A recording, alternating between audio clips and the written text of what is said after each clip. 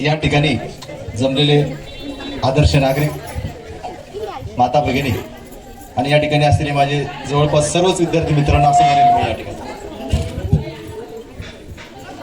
नेमकं काय बोलावं हे काही कळत नाही. कारण डॉक्टर बाबासाहेब आंबेडकरांनी एवढी ताकद दिली की माझे विद्यार्थी जे एवढे बोलत आहेत ती ताकद फक्त डॉक्टर बाबासाहेब आंबेडकरांमुळे. प्रत्येक जवळपास भारतातील असलेल्या 85% सर्व समाजाला जी ताकद मिळालेली आहे ती ताकद केवळ डॉक्टर बाबासाहेब आंबेडकर आणि डॉक्टर बाबासाहेब आंबेडकरांमुळेच मिळाली. कारण एक काळ असा होता की त्या काळामध्ये हा जो काही 85% बहुजन समाज होता, या समाजाला म्हणजे हिंडण्याचा, फिरण्याचा, बोलण्याचा कसल्याच प्रकारचा काही अधिकार नव्हता. आणि हा अधिकार सर्वसामान्य जनतेला जरी माहिती नसला तरी, कारण आपण या ठिकाणी मागासवर्गीय समाजामध्ये होतोय काय की नेमकं महासमाज म्हणजेच केवळ हा ओबीसी किंवा मग मागासवर्गीय समाज असा समजला जातो. परंतु एक काळ असा होता की त्या काळामध्ये सर्वच प्रकारचा जो समाज होता, तो सर्व समाज जो होता तो अच्युत या म्हणजे 4थ्या श्रेणीमध्ये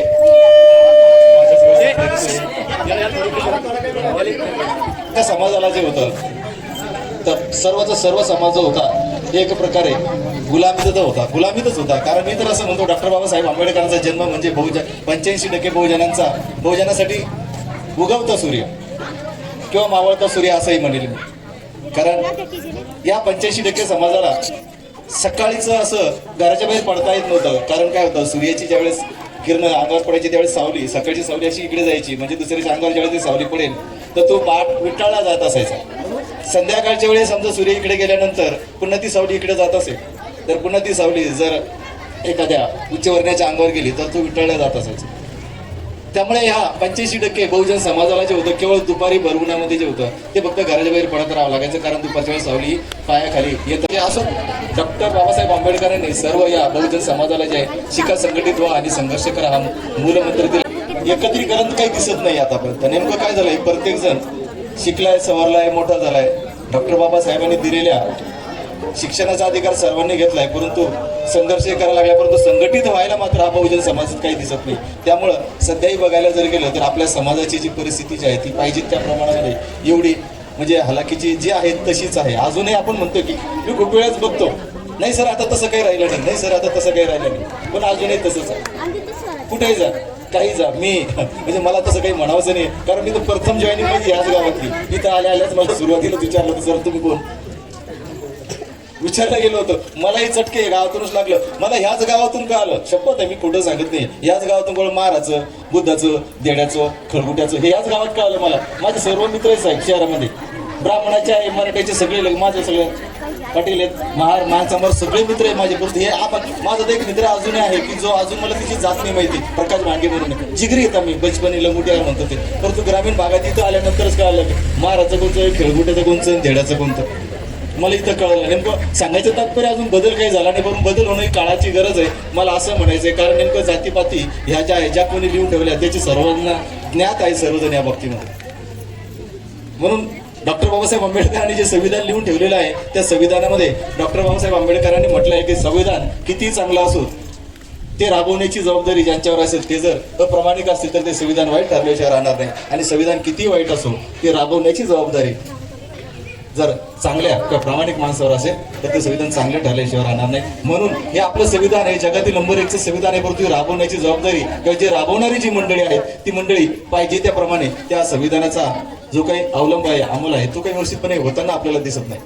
कारण आपण आज डॉक्टर बाबासाहेब आंबेडकरांनी अनेक असंख्य सर्वात मोठा दिलेला जो काही ग्रंथ आहे तो ग्रंथ म्हणजे संविधान आहे. त्या संविधानाची सुरुवातीची प्रास्ताविकता जरी आपण बघितली की आम्ही भारताचे लोक, आम्ही म्हणजे ज्या वेळेला संविधान तयार झालं त्यावेळेला संविधान समितीला असलेले जे काही सदस्य होते ते समिती म्हणजे कोणी अल्लाच्या नावानं सुरुवात करा, कोणी ईश्वराच्या नावानं सुरुवात करा, किंवा काही नेत्याच्या यांच्या नावाने संविधानाने सुरुवात करा. परंतु डॉक्टर बाबासाहेब आंबेडकर असे म्हटले कारण संविधान जे न्याय, स्वातंत्र्य, समता, बंधुता आणि एकता, एकात्मता ही सर्वांसाठी आहे. त्यामुळे डॉक्टर बाबासाहेब आंबेडकरांनी या संविधानाची जी काही सुरुवात झालेली आहे, जी प्रास्ताविकेची जी सुरुवात झाली, आम्ही भारताचे लोक यापासून झाली. म्हणजे हे जे काही संविधान दिलेलं आहे हे संविधान डॉक्टर बाबासाहेब आंबेडकरांनी सर्व भारतीयांप्रती समर्पित केलेलं आहे. त्यामुळे ते संविधान प्रत्येकाचं आहे.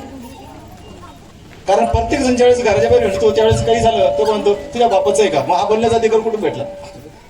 आपण जे रागाने बोलतो किंवा कायद्याने सांगतो किंवा काही हे जे काही आपण करतोय ना, जे हिंडतोय फिरतोय खेळतोय बसतोय उठतोय, हे सगळे राईट्स जे आहेत ते सर्व फक्त केवळ आणि केवळ डॉक्टर बाबासाहेब आंबेडकरांमुळे सर्व भारतीयांना मिळालेले आहेत.